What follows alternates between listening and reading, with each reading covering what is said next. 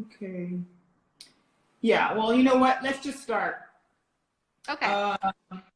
Let's just start.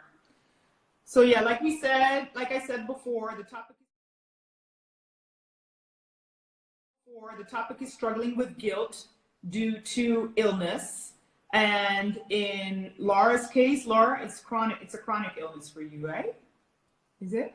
Yes. It's Yes. been it all started for me roughly like 19 months ago. Okay. Maybe you want to tell them a little bit about yourself before we start. Like a short introduction. Okay. Hey everyone, my name is Laura. My page handle at Instagram is Bookly Ever After. You can find me on Facebook as well. I am a mom of 2 little girls. I've been married for 13 years. I'm originally from Chicago, Illinois, and I now reside in sunny Florida. Been in Florida since 2005. And roughly about 19 months ago, I kind of just woke up one day to the world violently spinning and flipping, and that forever changed my life. So kind of dealing with where we're at right now, and those of you with chronic illness can probably attest to this. It takes a long time and a lot of visits, and we have to be our own best advocates, especially, which sucks because when we're not feeling great. But it can take a long time to get an official diagnosis and proper treatment. So even after 19 months, and I just saw doctor number 20 today, I'm still working towards diagnosis and proper treatment. But we're getting closer. But in the interim, since I'm unable to work, and I don't know if any of you have vestibular dysfunction disorders, like vestibular migraines or triple PD, but something that's been really difficult for me is reading. Any visual motion sensitivity is really difficult for me. So, but I'm still pushing through. Ines knows, but I had actually started writing a book before this all happened, and then this happened and it was like shattered because reading is really difficult for me. So, because it just causes me so much pain. But Ines has been very good supporter, so we'll talk more about that in a little bit. But I'm pushing through to try and keep being a writer. So awesome. That's about me. Awesome. And she's a great writer, so you guys need to check her out. Where can people check you out? Where can they find you? I'm on here, Instagram, Bookly Ever After. Facebook, same handle, and I also have a website, booklyEverAfter.com. Okay, sweet. Awesome. Awesome. I'm trying to see one, because you're logged in on Facebook, right? I'm trying to see if I see you, but I am logged in. I'm wondering if I can just say hi to you. See if it will come up. Oh, there you are. Does it say invite me? No, it doesn't, but you do show up. So I'm wondering why. Did you accept the Facebook Live? You did, right? Or else you can't really see it, obviously. Yeah, I see your live.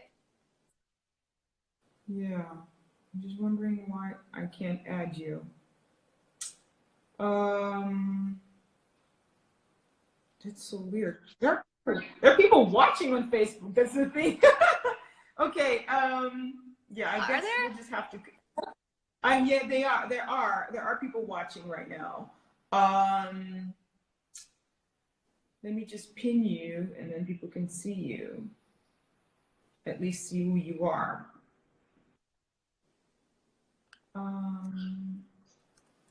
No, I don't know. I don't know what to do. So yeah, I'll just continue because I have no way I don't know how to invite you. That's so weird. It says simply select a guest from the live viewer section or tap a comment from the viewer you want to invite. Your viewer can then choose whether or not to join your broadcast. Yeah, I did that. I clicked on your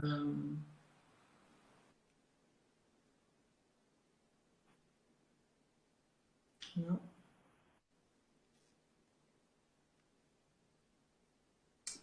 Too bad. I'm sorry, people on Facebook.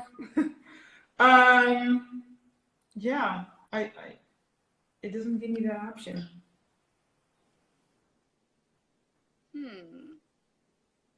Like, reply. I don't know. Yes. It's okay. We'll keep going, and then you can post it to the Facebook. What's that? You can post this to Facebook. Yeah, I will. When we're done. Kylie, I know you're online right now. You saw that I pinned Laura Getering's comment. Can you actually hear Laura speak?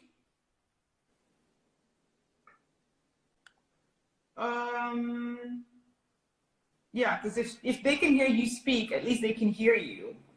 And then I don't really have to turn this off. But no, I'm not getting a reply. That's fine. All right. I'll just tell you guys a little bit about myself. I'm sorry about the technical difficulties. My name is Ines Kembel, and I am a mom. I'm a single woman. I am a musician, now transitioning into music composition. I'm really excited about that. But I'm also the founder of Purpose and Poppin. And Purpose and Poppin is a lifestyle brand for women, resilient women with autoimmune disease. And today's topic, like we said before, is about struggling with guilt due to illness. And one of the things that we're both struggling with that I would like to talk about a little bit is motherhood, because within motherhood, there's already so much guilt because you want to be the best mom you can be. But dealing with a chronic illness and or an autoimmune disease, it might add a little bit, the guilt might be even worse. So Laura, if you could give an example of how you're struggling with guilt as a mom. Okay. So one of the things that's been hardest for me, I know what yours is because we talked about it. So I'm going to do the next one that I have is. They can hear you, Laura. Oh, awesome. They do. Thank you, Kylie. So one of the things I struggle with as a mom, which I know you're going to go over some things, but is watching my kids struggle with the idea that mom is sick. All kids deal with things differently, and I try to obviously put my best face forward with my kids, because I know it's hard for them. So I recently had an issue with my oldest, who she was being so careful around me and kept cautioning me, like, Mom, are you sure you should be doing that? I was like doing dishes or something, or folding laundry one day. Are you sure you should be doing that? Are you sure you should be doing that? Shouldn't you be sitting down? You're doing too much. And she's 9. And I'm like, today I'm fine. It's so hard because with chronic illness, it's unpredictable. So we don't know when our good days are or when our bad days are going to be. So on good days, I can do stuff, and I finally sat down and I said, what's going on? And she just broke down in tears. And she was like, I'm afraid you're not being honest with me. I am afraid you're actually dying. So I was like, that broke my heart. And she's a very empathetic personality, and she's very sensitive. And so that was hard because I had no idea how much she was internalizing and all that fear that she had, just from seeing me on really sick days, when you just can't get out of bed or that type of stuff. So that was really difficult, knowing that, I don't want to give my kids complexes. Parenting's already hard enough. No and then mom on the wants flip that. side, on the flip side of that is being, being viewed as lazy. Like, I don't want to be viewed as like the mom who was like, oh, all she did was just lay on the couch growing up, she didn't care.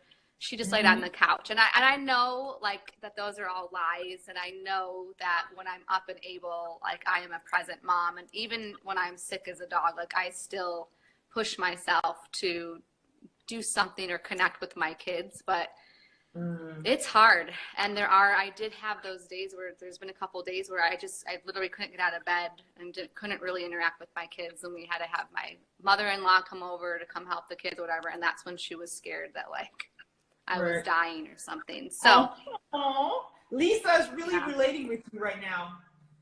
I'm so sorry. That's Lisa. Yeah, Lisa. It is.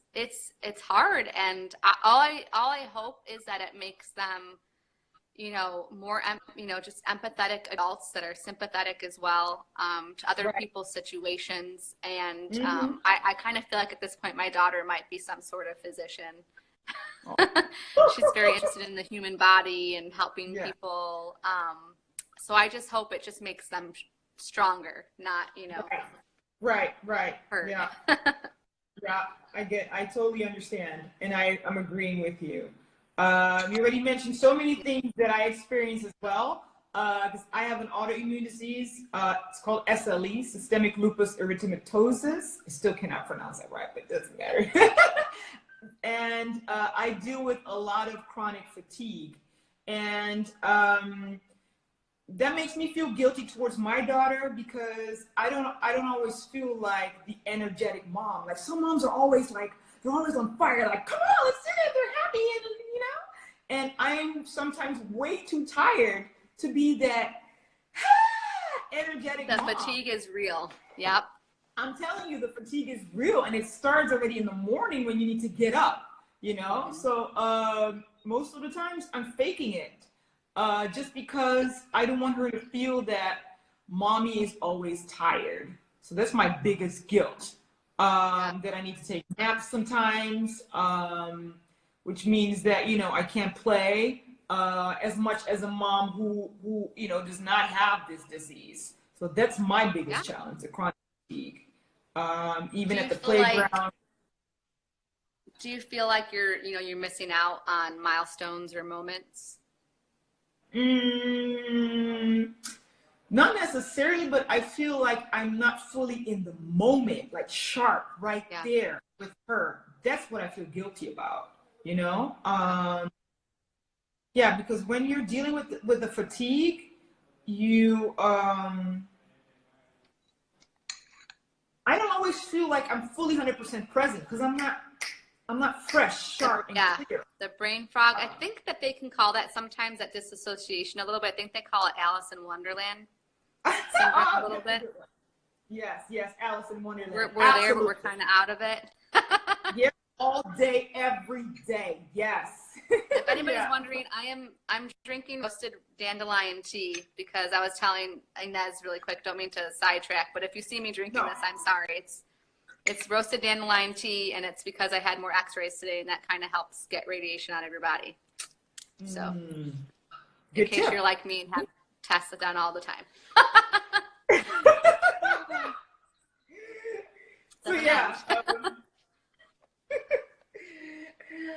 Thank you, Kaylee. We have a couple of more topics. Let's see. And Lisa's saying, it does. I believe it builds compassion. I think she was referring to something that you were saying, Laura. Yeah, with my daughter, and I hope that it doesn't harm her psyche. More so, if anything, it builds that compassion, and that's what we were talking about. And then Kaylee was a really sweet comment. She said, "Always remember, you're all great moms." I know. Sounds like your daughter is going to say, look at me. Kaylee is sweet. Thank you.